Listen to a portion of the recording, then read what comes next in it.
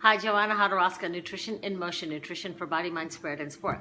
So a lot of people this weekend were doing a half marathon called the Love Run.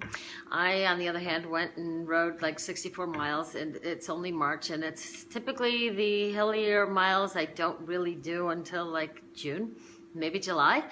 And usually after you do like a really long ride that's long, about 20 miles longer than what you did last time, or you do a run, like a race, a half marathon, the next day you're just like, oh my God, everything hurts.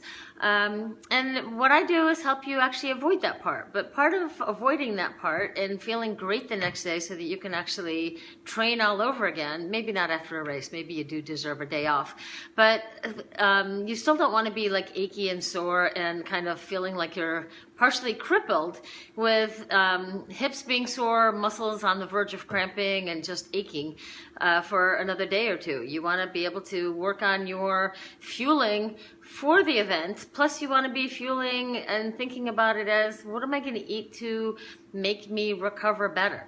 So one of my clients, the last couple of weeks, he has, for whatever reason, on Fridays, he just doesn't eat that well. So Saturday's workouts are just not that great. And then you work on eating better on the rest of Saturday, and then Sunday's workout is really amazing.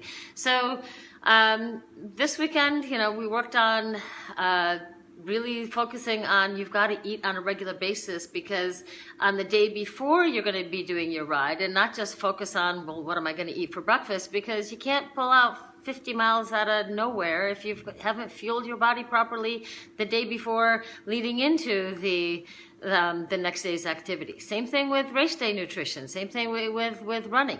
You can't, if your run is on and your race is on Sunday, you can't spend all of Saturday just kind of winging it with your meals. You have to plan for it. You have to get the carbohydrates, some of the proteins, a lot of the fats, and all that into your meals all throughout the whole day, eating regularly for 4 hours. And really, you got to think about it up here as, I am fueling for my run or ride or whatever it is tomorrow.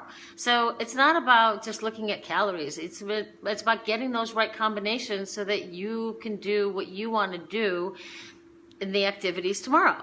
But then that comes to the second part is if you do a lot on Saturday, you're probably trying to do it again on Sunday. Triathletes, we typically do a long ride on Saturday. Well, you got to focus on recovering and rehydrating and getting those electrolytes replenished, getting the glycogen stored replenished, getting the proteins in so that the muscles recover better, so that you can go run, a long run on Sunday. So, and some of us just do cycling on Saturday and Sunday, and I'm one of those more than the triathlon side. But you got to be able to fuel your activity. Then you've got to be able to fuel or refuel afterwards for recovery so that you can go do it again tomorrow. So this weekend on Saturday, I think I rode an hour and a half on the bike.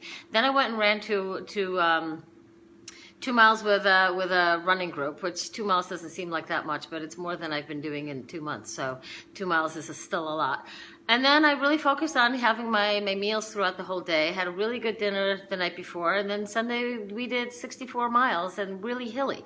And so part of that was the fact that I'm actually feeling really good today is kind of shocking to me too. But I did the rehydrating with the electrolytes. Dinner, actually when we came back from our ride, there were still roasted potatoes sitting on the counter from breakfast. So we pretty much inhaled those because they were really good, and they basically tasted good. They were nice and salty, and that basically helped. Added some cheese because, I wanted some Manchego cheese, and that's adding some of the healthy fats, maybe a little bit of protein. Then got cleaned up and had a burger in the pan, and made some steamed broccoli and more roasted potatoes. That was the recovery meal. And you know what?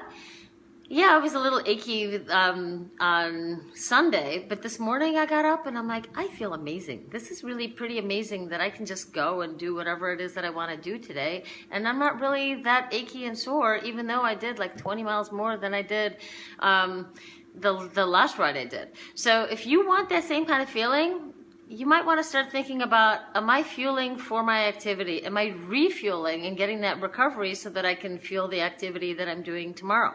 And if you have trouble with any of these things, I want to know, where are you having issues? Because I can help you with the fueling, putting the meals together better for your body, and helping you actually train better, race better, feel better, get rid of all the aches and pains, and maybe include some of the anti-inflammatory diet as well, but really put the foods together better so that you can actually fuel yourself